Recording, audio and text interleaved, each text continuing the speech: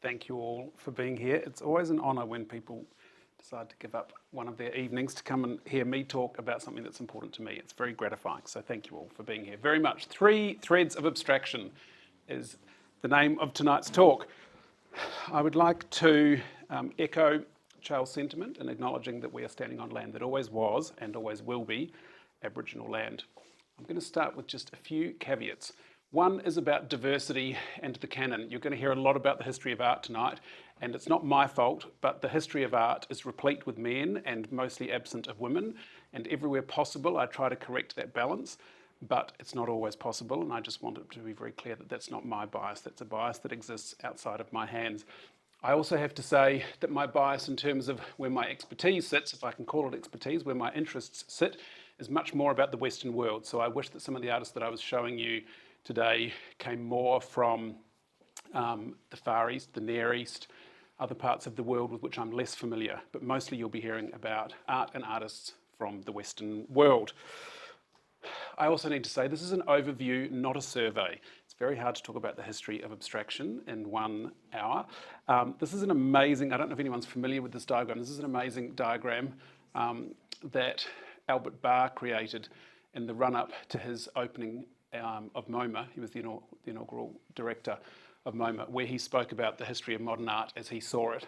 And it's just so extraordinarily straightforward, it's really funny. And those artists on the left, interestingly, are the artists who were included in the inaugural exhibition at MoMA. This is a much more accurate depiction, I think, of how complicated the history of modern art is. For anyone who's not familiar, this is a brilliant thing. You can find it online, and it maps with this beautiful concertina presentation the history of modern art. The Tate has done it, and it tracks along in decades, and then it helps you to make all these linkages between one ism that ran into another ism. It's a fabulous guide, very helpful.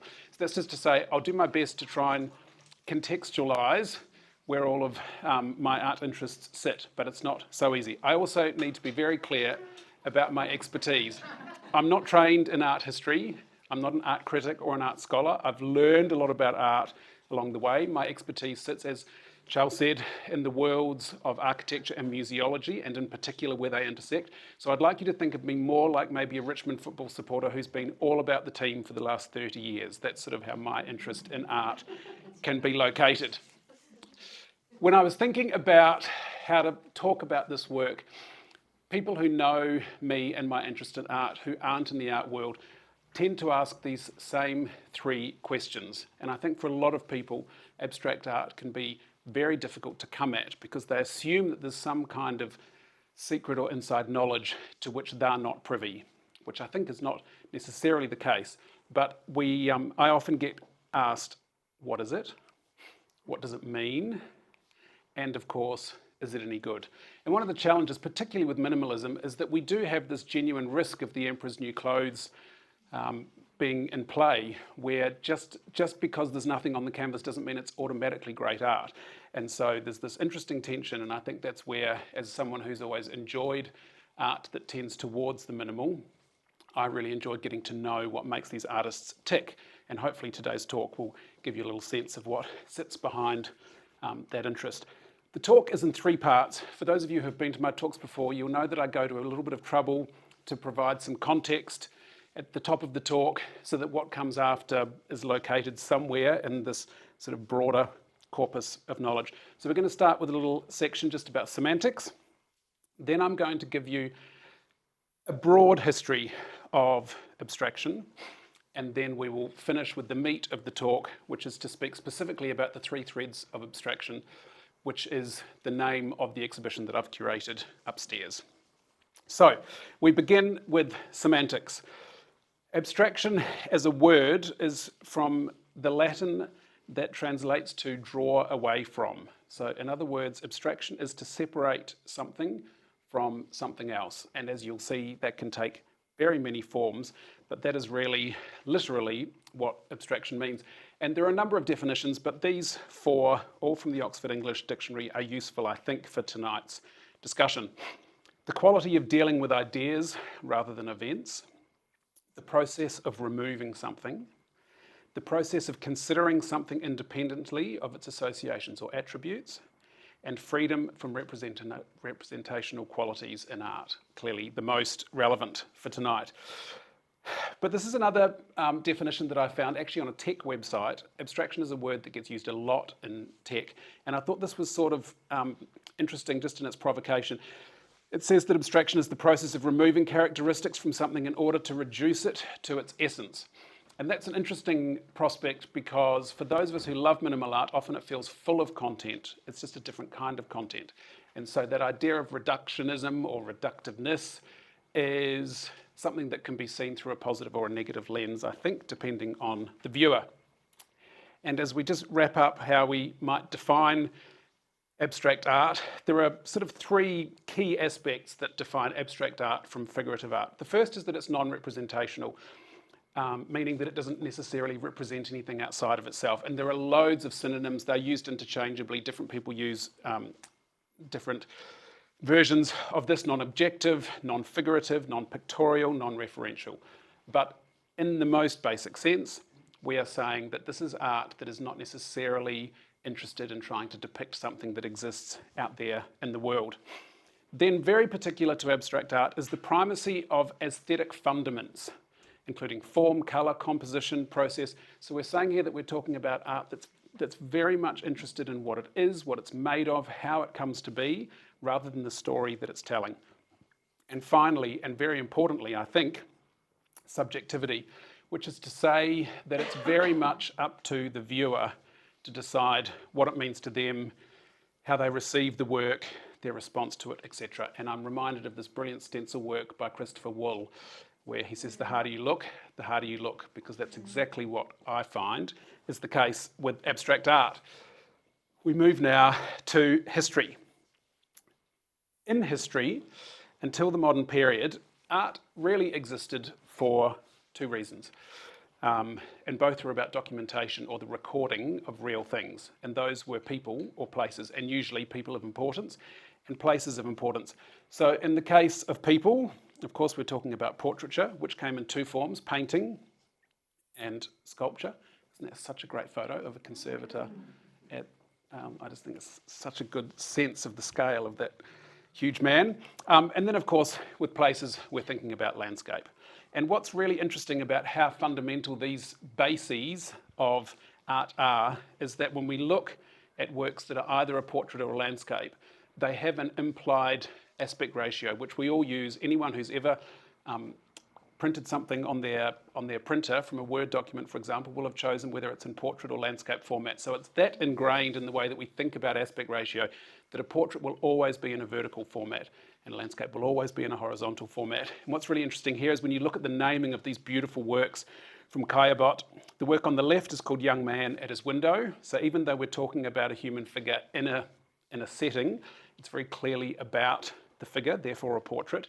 And on the right, the work, probably Caillebotte's best known work, is called Paris Street, Rainy Day. So there, even though we have figures in it, it's not a portrait, it's about the street scene. So I just think that's good to kind of remember that this is where it all began until the 20th century, where really everything changed just before the 20th century. But anyway, three major things happened.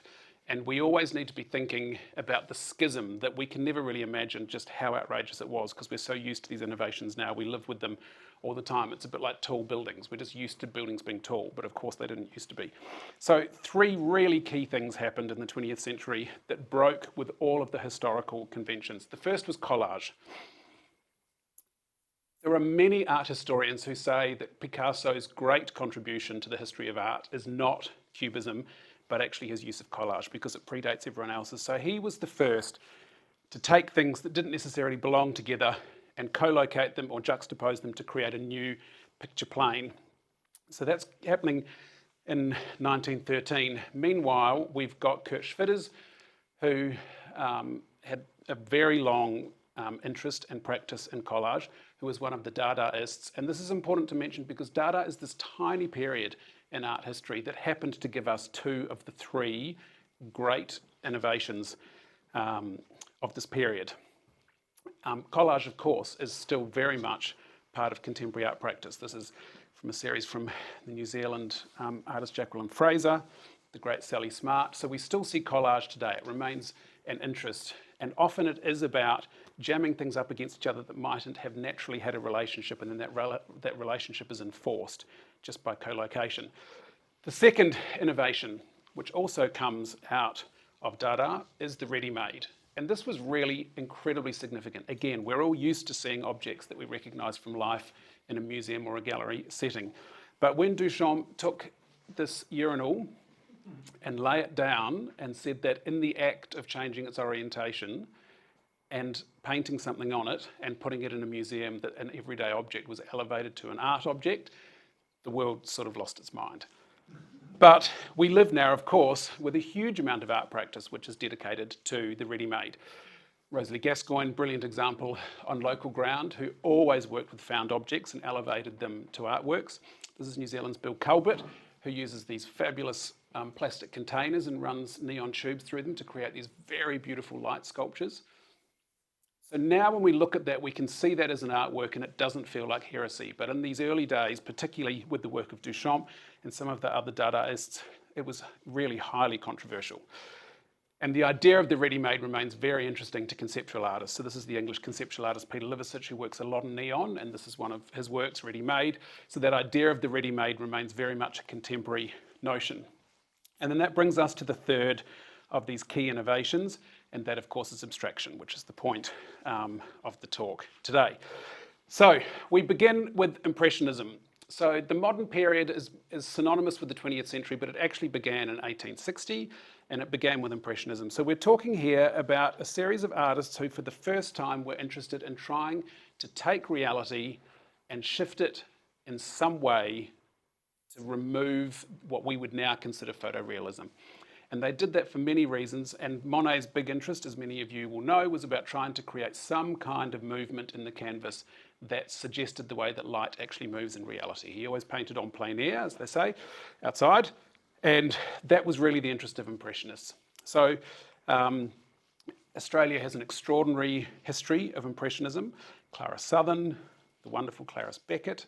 So this was always, so still here we're referring to objects that exist in the world, so we're not kind of at full abstraction yet, but very clearly what you can see here is that, you know, what Clarice Beckett is doing here is seeing how little she needs to do with her paint to create a likeness of a scene without painting every detail of it. And I just think it's extraordinary that we all know that that's a wet road just because of the way that she has painted it. Very brilliant. Then Impressionism went in two ways in parallel. Neo-Impressionism, it's often called pointillism, which is a term that the Neo-Impressionists hated, so we shouldn't use it there. But it was called pointillism because in the early days they were painting with the end of the paintbrush handle rather than with the brushes. So this is of course Seurat, the very famous Sunday afternoon painting. And you know, from a distance it looks pretty photoreal, and then of course as you get closer to it, it starts to break apart into these tiny, tiny dots.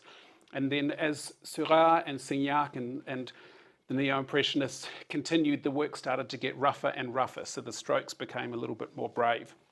Meanwhile, we've got the Post-Impressionists, and they were also taking objects that existed in the world, so obviously here we're dealing with a real landscape, but absolutely making no effort to create it exactly as it appeared. They gave themselves permission to start mucking around with it, basically, and to start allowing for what we might call artistic license. What amazes me about the Cézanne landscape is just how contemporary it feels. That could be a picture that was made this week. Incredibly vital work. So we all know what we're looking at, but we also don't require of the art here that that's exactly what it looks like. Then we move into Expressionism, which is interesting because it was the first time that artists became really interested in how they were feeling when they were making the work and how they wanted you to feel when you looked at it. That had never really been considered one of the objectives or one of the things that an artwork could achieve until Expressionism. And so it becomes incredibly important. So which is the Scream, of course. And here's early Vasily Kandinsky. This is a work called The Blue Rider. And that's important because it's the name that's given to a group of artists who were the pioneers of Expressionism. It's often spoken about as being the first Expressionists. They weren't, they were the second. There was another group in Germany called The Bridge, but the Blue Rider group is very well known, and that name comes from this painting. Then meanwhile, we have got Matisse, who I mean, some of these periods in art history are so short, it's really amazing to me. I mean, this would be impossible to talk about contemporary art now because we've got millions of artists working in millions of ways. But in those days, there were so few practicing artists and they were really all following each other, and almost always from their bases in Paris. The name Fauvism is fabulous. When when these works were first on display, it was in the Salon d'Automne, and they were the only works of their kind. And a very prominent art critic at the time commented on them and said, "Poor Donatello having to be shown amongst these wild beasts," because he was so offended by how roughly painted they were. So Fauvism, a fauve is a beast. But you can really see here the beginning of the picture plane starting to break down and become much more roughly treated, which of course brings us to the work that we know Picasso for much better.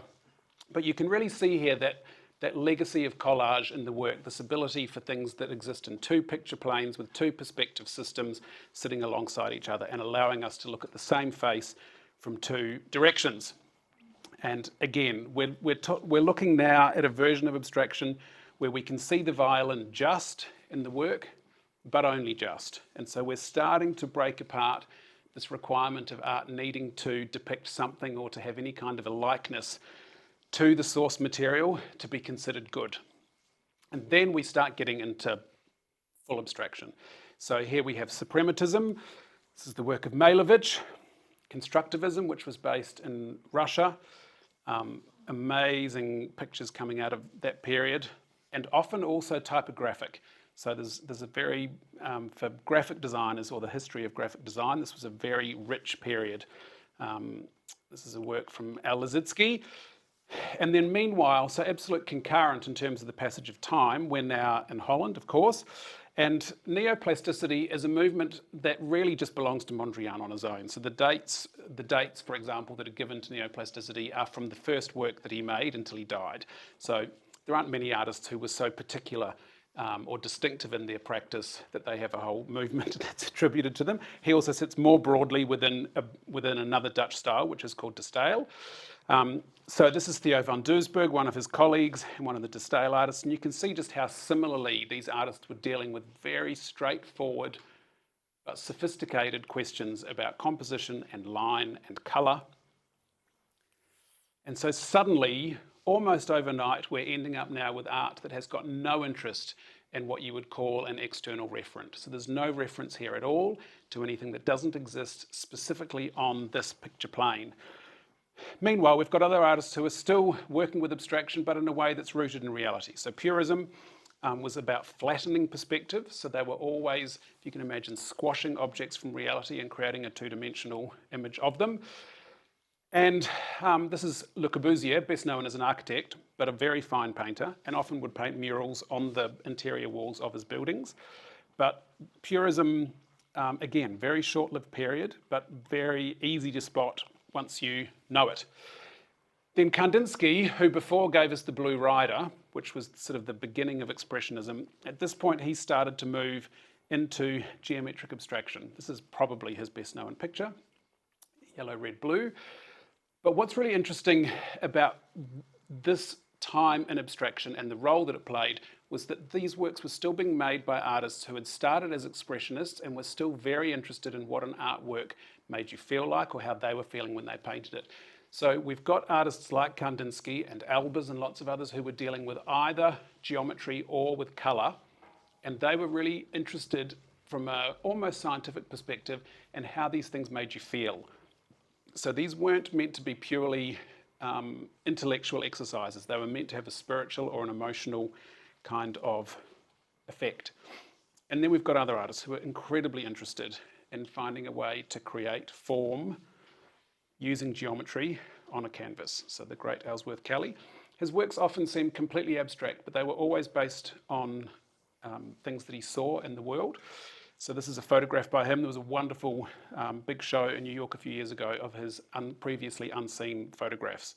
And what was amazing was that his eye was always trying to find these very beautiful, straightforward forms in nature. And then at other times, of course, geometric abstraction becomes much more complicated. So this is the great Carmen Herrera. And sometimes her work was quite optical, like this, and other times it was about as minimal as you can imagine. For anyone who doesn't know the story of Carmen Herrera, she spent her life making minimal paintings from New York and had no career at all. She didn't sell a painting for years and years. And she ended up having her first, it's hard for me to talk about this without getting a bit emotional because I just think it's so extraordinary and so lucky that she lived so long. She died in 2022 at the age of 106, but her first solo show was at the Whitney. It was called the 100-Year Show and it opened when she was 100 years old. So she made paintings her whole life and didn't sell them. Like, she didn't have a market, she didn't have a gallery. And when at the opening, the woman who was running the Q&A, who was the curator, said to her, "Why did you keep going?" And she said, "I just assumed that if I sat at the bus stop for long enough, a bus would come along." And what's really amazing about that is that we have a very wonderful local artist, Narelle Desmond, and she was at that opening and was so inspired by that story and her work that she made a sculpture which is a bus shelter as an homage to Herrera's work, which is really amazing. Then, meanwhile, almost exactly at the same time, Surrealism is happening. So that also grew out of Dada, and these are artists who, again, are taking objects that exist in history and really mucking around with them. So we can just see what we're dealing with here as source objects, but only just. On our own turf, of course, the wonderful James Gleeson. And Surrealism remains very interesting to artists today, so you could absolutely locate Piccinini's work within a Surrealist umbrella, for example, because she's always playing with what's real and what's not, and asking us to question our own engagement with reality. Then we've got action painting. Action painting probably almost officially sits within abstract expressionism, but this is an amazing period, and action painting is defined by how important the performative role of applying the paint was in the work. So there were lots of other artists who were applying paint, but it was much more about the result they got. Whereas the action painters, so here we're talking about, this is Shiraga from a little subset of art history called Gutai in Japan. But this is a work so he always painted with the canvas on the ground. He used to hang from a rope and he would use his feet to move the canvas around. So it's highly performative. And these works are extraordinary. They're now extremely valuable. But the most famous action painter, of course, is Pollock. And so even though, of course, the outcome was important to Pollock, it was more important to him how the paint was applied. And that's different to some of the abstract expressionists. That brings us to the abstract expressionists. This is Lee Krasner, Pollock's wife, who never had the career that she should have because she was Pollock's wife, but a very wonderful painter and right at the forefront of abstract expressionism. So if we remember that what the expressionists were trying to achieve sort of 20 years before this was about the evocation of some kind of emotional or spiritual response. So with these artists, it was still very much about what they were trying to conjure in terms of the way that the work was received by the viewer. But at this point now, it was fully abstract, so we don't have any reference to the outside world.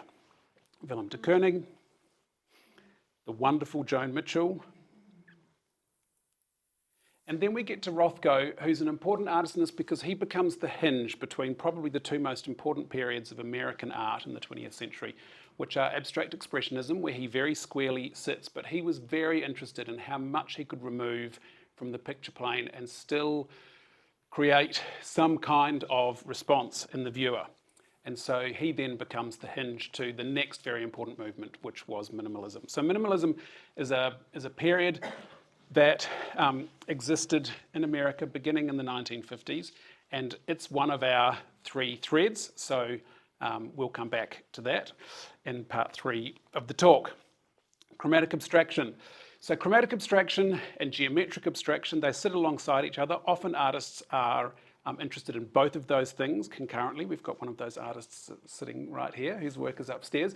But the way normally that you would decide which sits in which category is the explorations that they are making with their pictures and whether they have as their primary objective an exploration of colour or an exploration of form. So certainly the chromatic abstractionists here, including the very wonderful African-American painter Stanley Whitney, his first interest is in colour. That's another one of our 3 threads, so we'll get back to that later too. Then we've got colour field painting.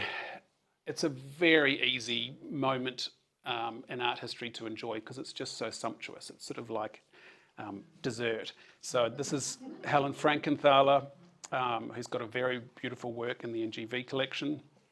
And then there are a couple of painters who paint on unstretched canvases. So this is Sam Gilliam, again, African-American painter, and died very recently in 2022 after an amazing career. The great German artist Katharina Gross, who does these huge installations. And what's amazing about the colour field artists is that the works are very often larger than you, and so you're really ensconced in colour. It's quite an amazing experience. You feel as if you're sort of floating or adrift or something. And then we come to markmaking, which sort of sits within abstract expressionism. But again, if we're being strict here in terms of how we think of these artists, they are the most interested in making marks. They're not as interested in the work that results. It's about the actual act of making these marks on the canvas. And that's going to be the third of our threads that we talk about, so we will get back to that one too.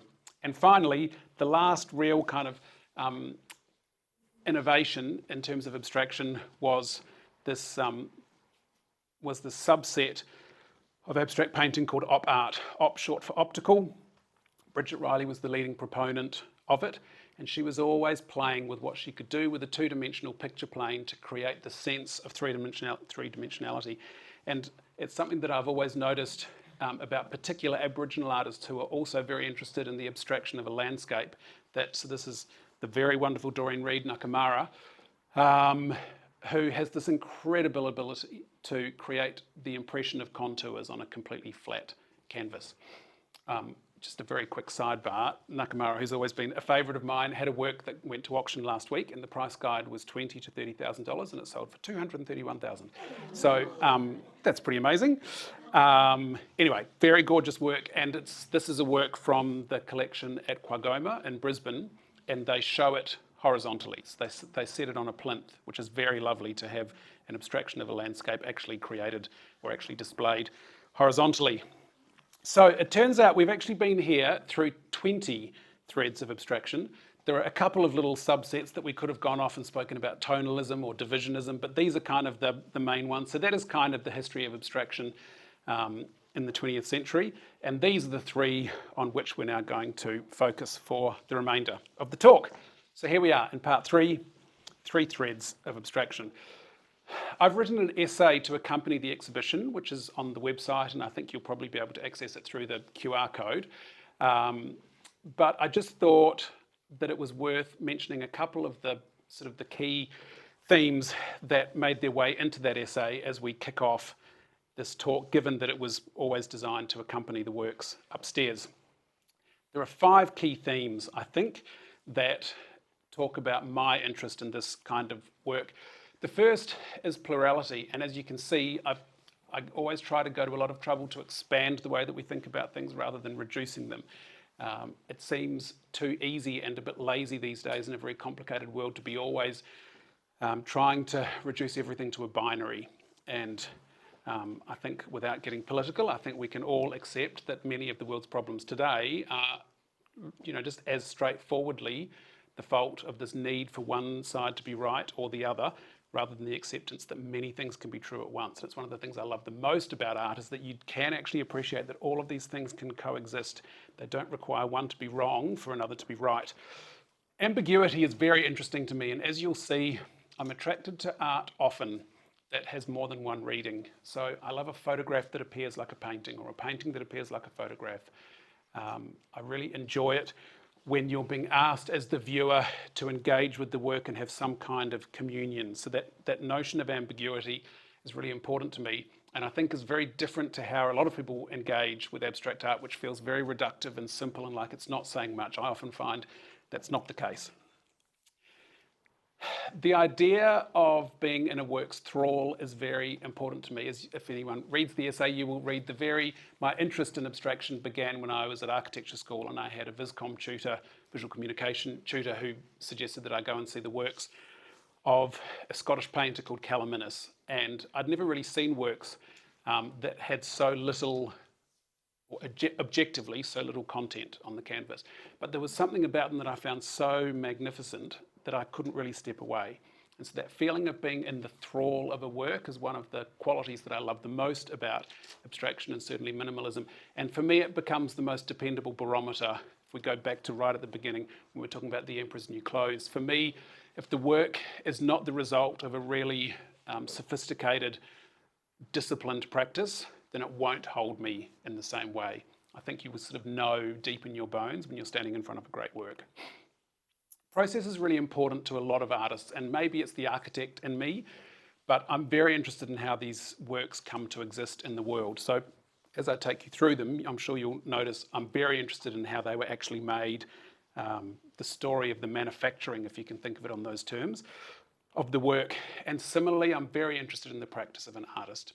So there are artists who sometimes will spend their whole careers almost asking the same question over and over, and the works evolve because their answers become more mature, but they can very easily spend a career trying to figure out one thing. Certainly chromatic abstraction is a great example of artists who are always trying to find another relationship between two colours that they haven't sort of landed on before. So those are the really key ways in which I engage with this art. So here are our three threads, as you will recall: minimalism, chromatic abstraction, and mark making. And the way that I curated the exhibition upstairs is that there's essentially three walls, and each of them plays one of these stories out as a series of works that kind of illustrate the style. So if we begin with minimalism, this is the slide from earlier. So it's generally credited that minimalism began with these black paintings by Frank Stella. It's a series that he did called The Marriage of Reason and Squalor.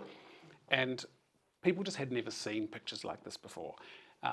And as has often been the case with MoMA and the role that it's played in the history of art, they were very good at taking risks and putting work into the museum that other people thought maybe didn't quite count as art. Certainly they were very early to do that with Pollock's work and again with Rothko. So here we have these black pictures, and they become important in the history of art because lots of artists have spent their careers making black pictures. So Pierre Soulages, French abstract artist, works exclusively in black.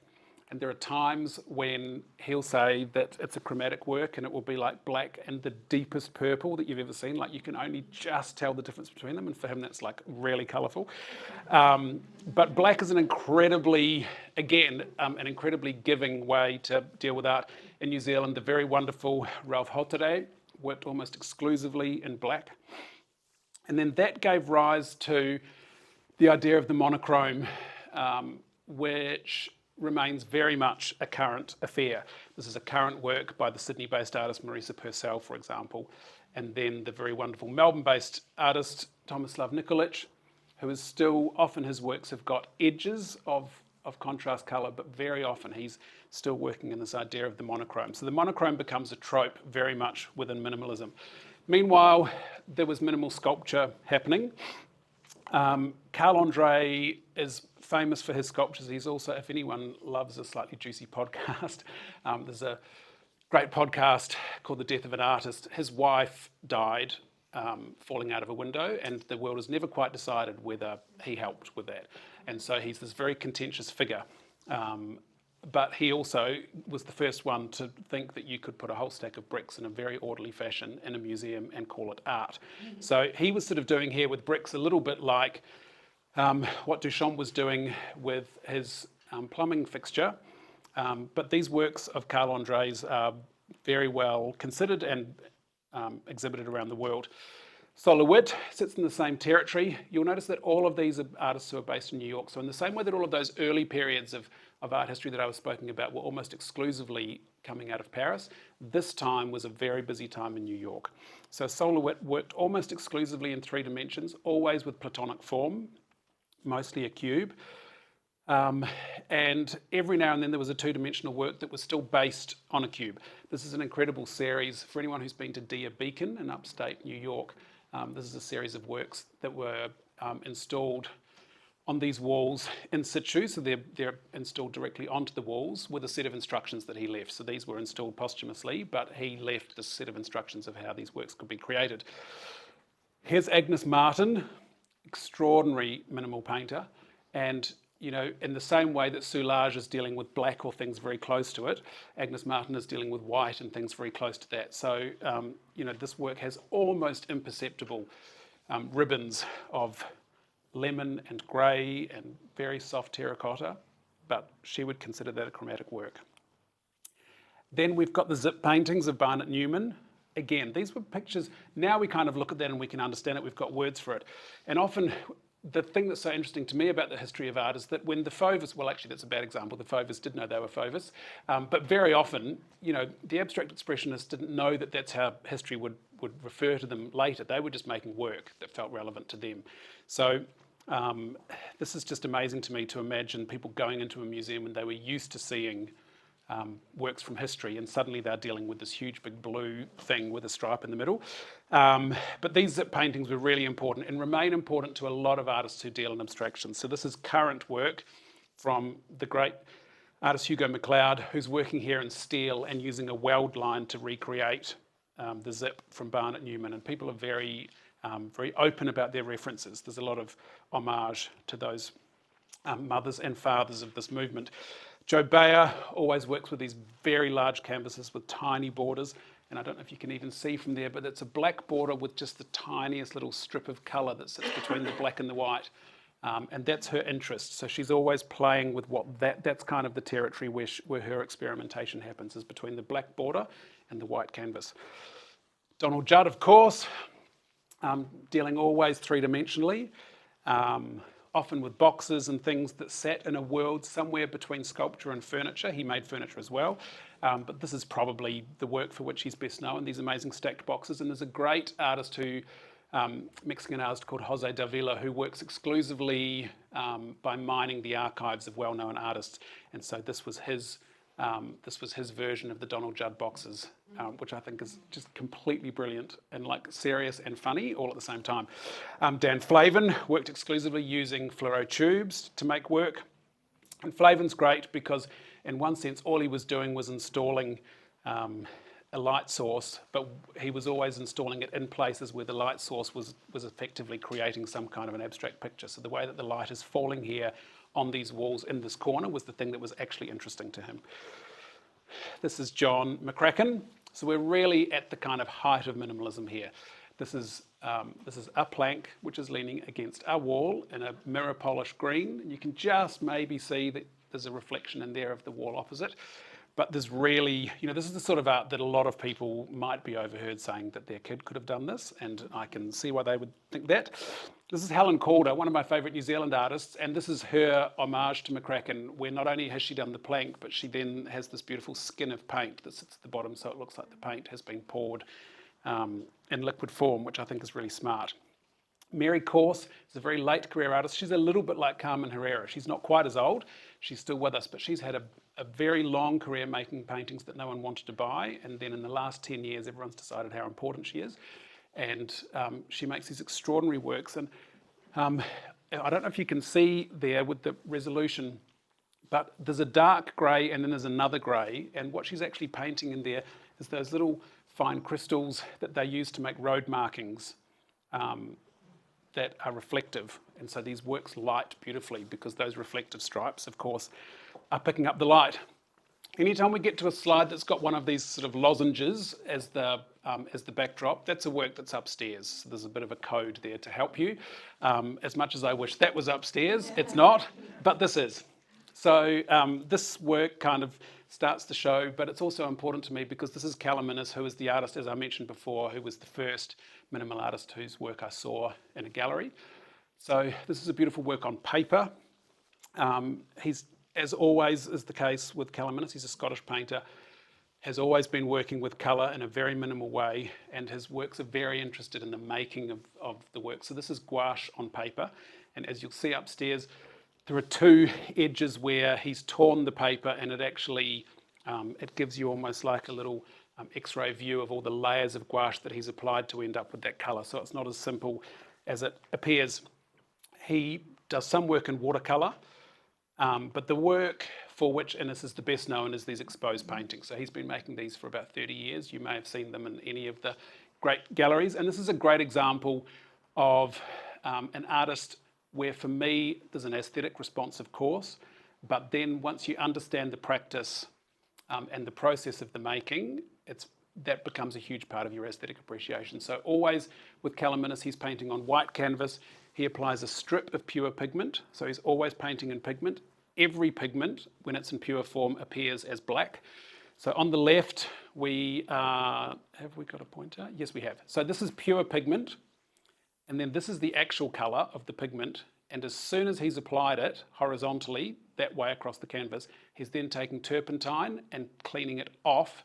So that's the pure pigment, that's the stain of the pigment on the canvas, and that's the runoff, if that makes sense. And once you know that about Callimenis' work, you can never not know that. And every time you look at it, you'll be like, oh, that's a good one. And oh, like you start to develop this real interest. But here's an artist who has spent his life being interested in the actual act of creating a picture. So it's a great example of, if we go back to those early definitions at the top of the talk about it being non-representational. He's not interested here in anything except the painting. So that's pretty interesting. This is a work upstairs. This is a photograph. I said before how I really enjoy ambiguities. This is a photograph that appears a bit like a monochromatic painting. Gary Fabian Miller is a very late career English artist, and this is a really interesting story. This is a work from the year of my birth. He made 80 photographs by mounting a camera on a pole on his parents' roof in Cornwall. And every day that he looked out on the horizon, looked like it might have made a good picture, he would go upstairs and click the shutter. And he made these beautiful works. And having then shot the horizon for a year, he felt like he didn't have any material left. And these were the only photos that he ever took with a camera. And after that, he changed his practice and became, that's the beautiful book that comes with these 80 sea horizons, they're called. But he then spent the rest of his career as one of the leading proponents of cameraless photography. So he continued making photographs, but as photograms. So always in a dark room and always using the application of light and colour to make these abstract works. And they're incredibly beautiful because they sort of hover a little bit like Rothko. You can imagine that comparison gets made a lot. But what's also lovely about Miller's work is that this horizon very often is still there. So even though he no longer shoots the horizon, it's still this very important part of his practice. He's a really wonderful artist, in my opinion. Upstairs again, this is Robert Owen. Robert Owen is not a photographer, but this is a photograph. This is from a series he made called Endings. This is the very end of some film, which he actually produced the first time by fluke. He had produced a roll of film and just noticed at the very end of the roll had these incredible kind of feathery qualities that he really loved. So he made a whole series of them. Robert Owen is much better known for these fabulous chromatic works. He works in painting and he works in sculpture. Really, really great artist, but I'm very proud to own that photo. I think it's a beauty. This is a young artist from Sydney, Danica Furilovic, who makes these works where she applies white on top of raw linen. And this work is called Homage to the Square. So she is taking Alba's square paintings here, which we all know. And I think it's really smart work because the form that she's creating on the canvas is exactly the same. So it's a direct reference. And then, of course, she's removed the thing that Albers was actually interested in, which was colour.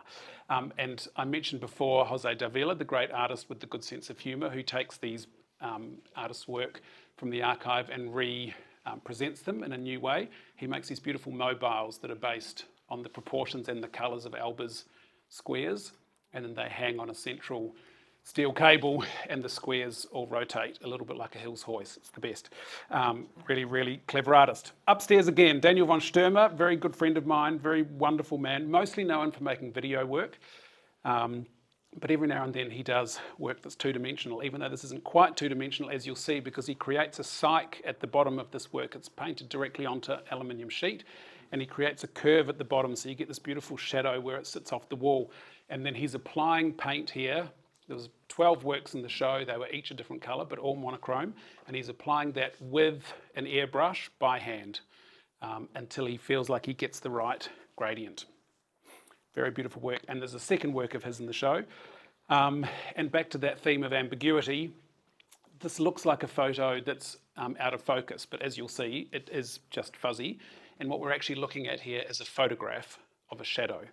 So he took a whole lot of objects that he had in the studio and created a shadow, obviously positioned a light very carefully behind them, positioned a light behind them to create a shadow, and then photographed how the shadow fell.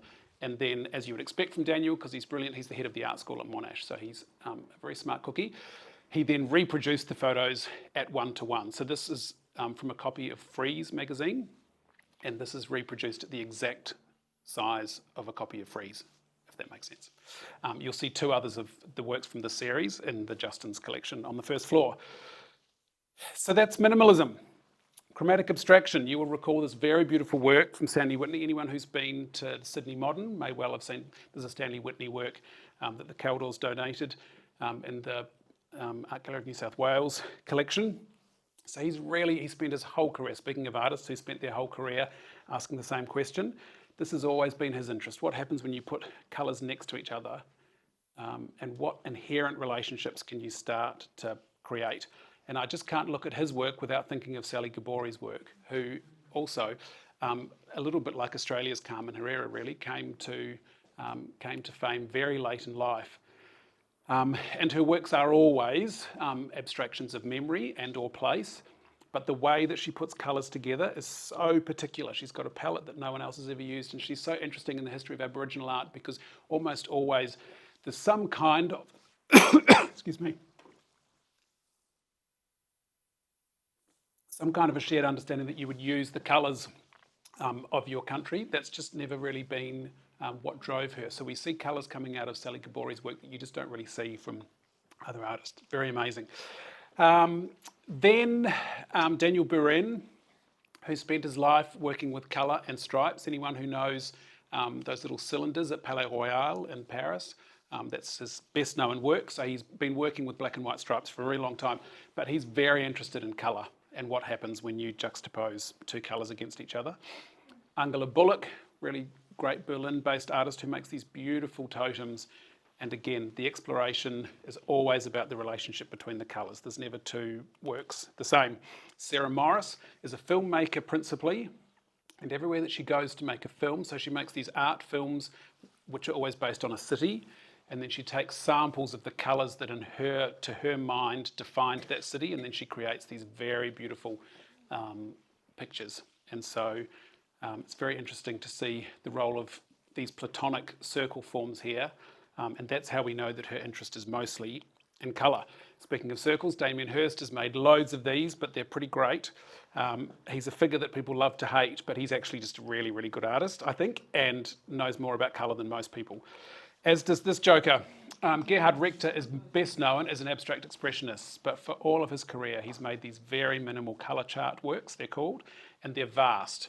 They might be sort of 4 or 5 metres long and 3 metres high, so they almost take on, even though they're not a monochrome, they almost take on a colour field quality when you stand in front of them because there's so much colour. They're extraordinary.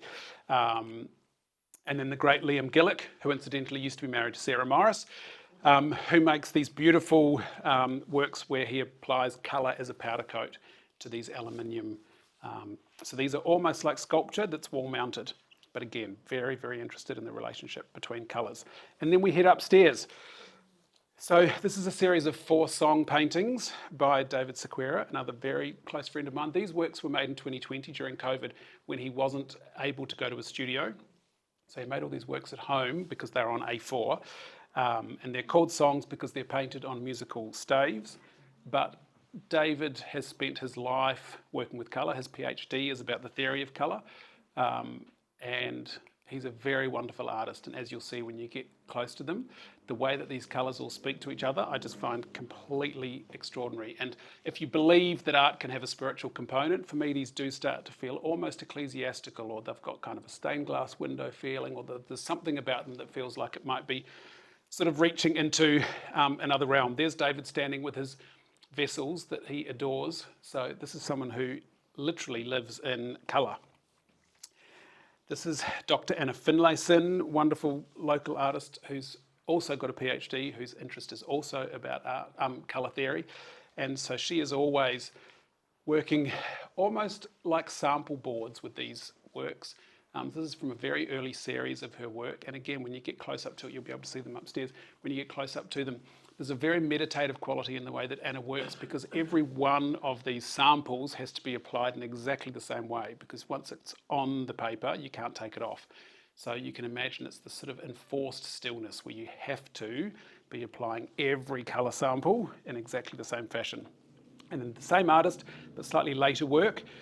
And Yeah, I just think she's got the most extraordinary feeling for how colours might sit alongside each other. And then the work continues to advance. So even that newer work is still about 5 years old, and her practice continues to evolve. And as you'll see when you go upstairs, I think probably it's the architect in me, knowing that I've always got a moleskin notebook in my bag. Her work always has this slightly notebook feeling where it's almost like she's torn a page out of a journal, because she'll often have little notes to herself. There might be a phone number. It's very much work in progress, and I love that she gave herself permission to put those works out into the world. I love that her gallery, Sarah Scout Presents, was happy to put those works on the wall without some sense that they needed to be cleaned up or made somehow more artistic. She's a great artist. Max Lawrence White, emerging artist. This is from his very first commercial show.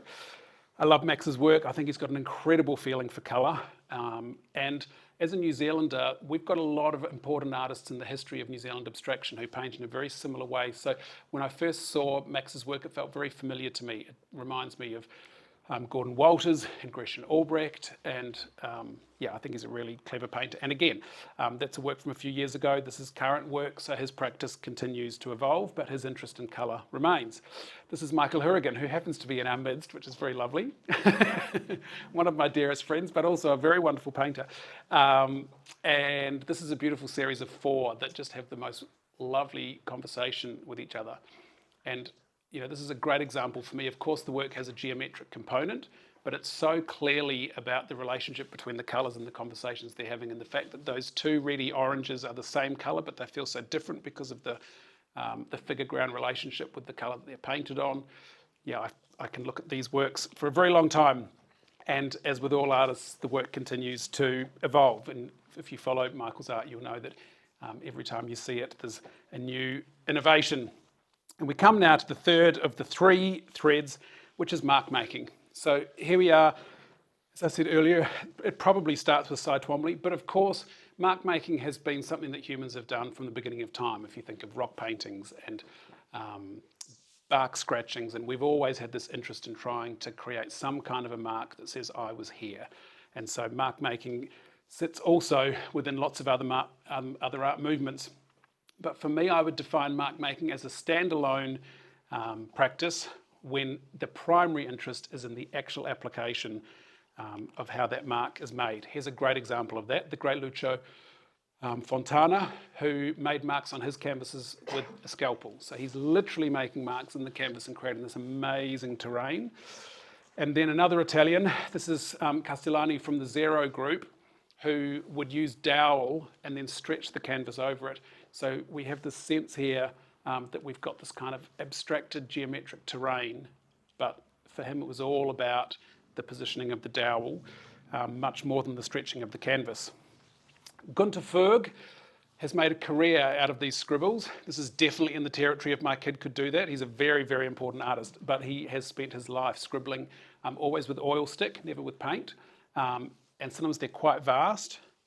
And it's sort of easy with this kind of work sometimes to look at it and think, oh, what's the big deal? But actually you'll find that your eye doesn't want to leave the canvas. You really want to keep looking at it. He ends up setting up all of these incredible relationships between parts and between colours that are just completely captivating.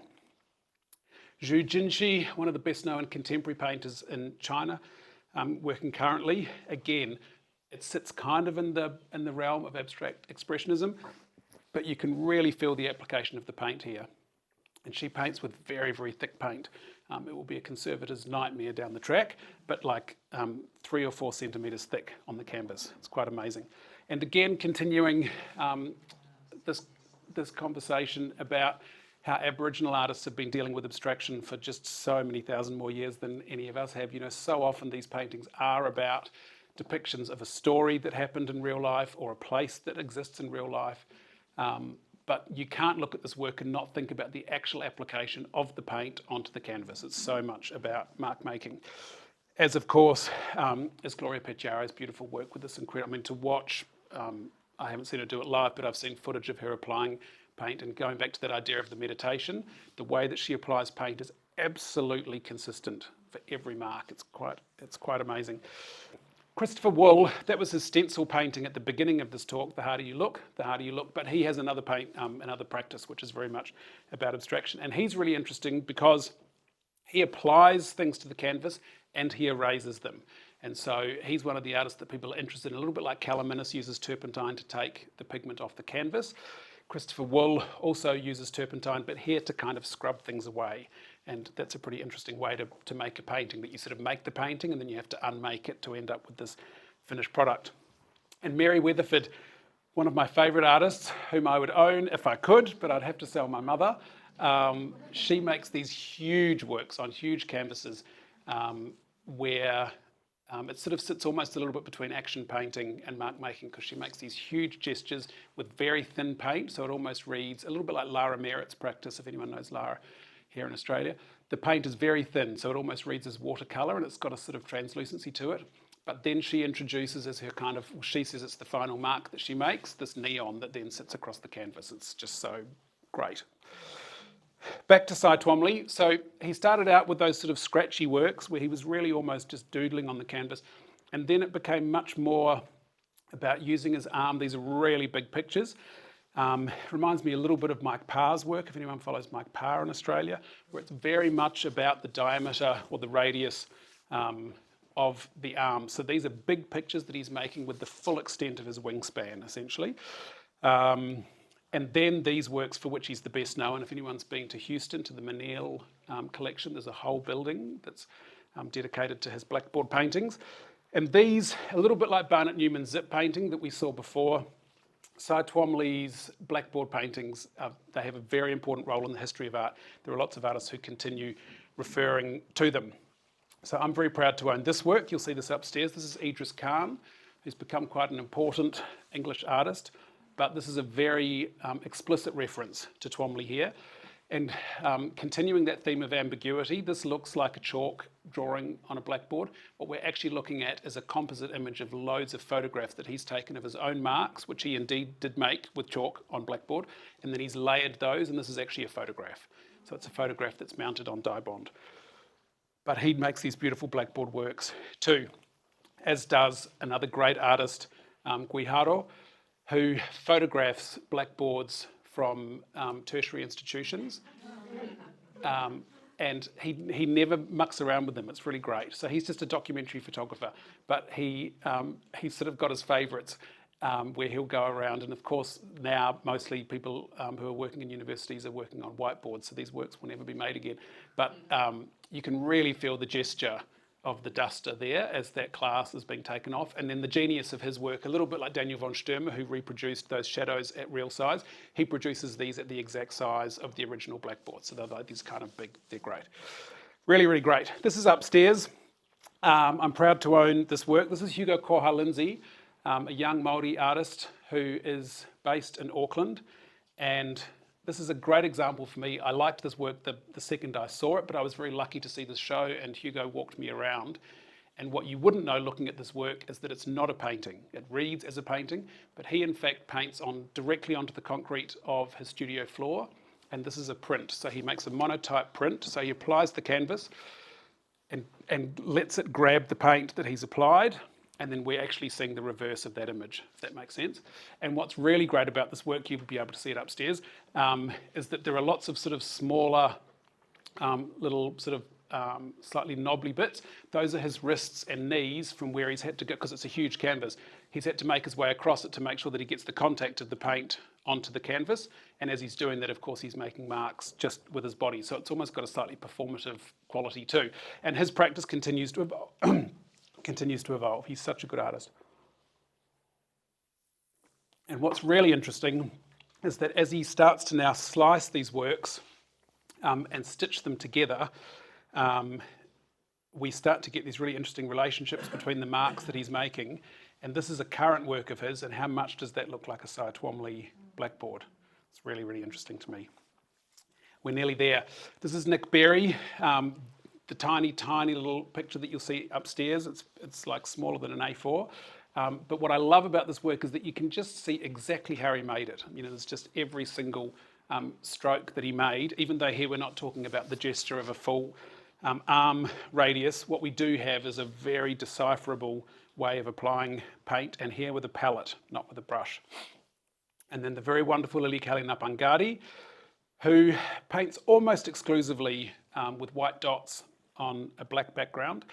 This is the work that's upstairs. The thing I love about Lily Kelly's work is that it always has this incredible evocation of movement, and you feel light is sort of changing in front of you.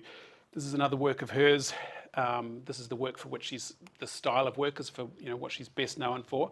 But it's absolutely amazing to me that you can create such a sense of composition when all you're doing is applying these tiny little white dots. It's very amazing.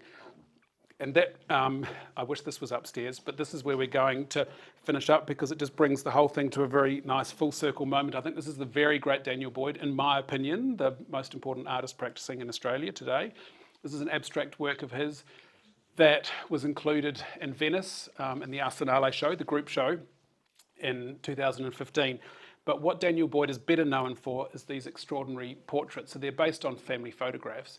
But what I love about showing this in the context of this whole talk is that you can really see here links right back to that Sunday afternoon painting of Seurat. And we're going not necessarily back, but I think Daniel Boyd's genius is that he's found a way to combine the dot paintings of Aboriginal history with the pointillism of the neo-impressionists, and these two worlds collide in a way that just feels like such a completely compelling comment on the way that these worlds can coexist.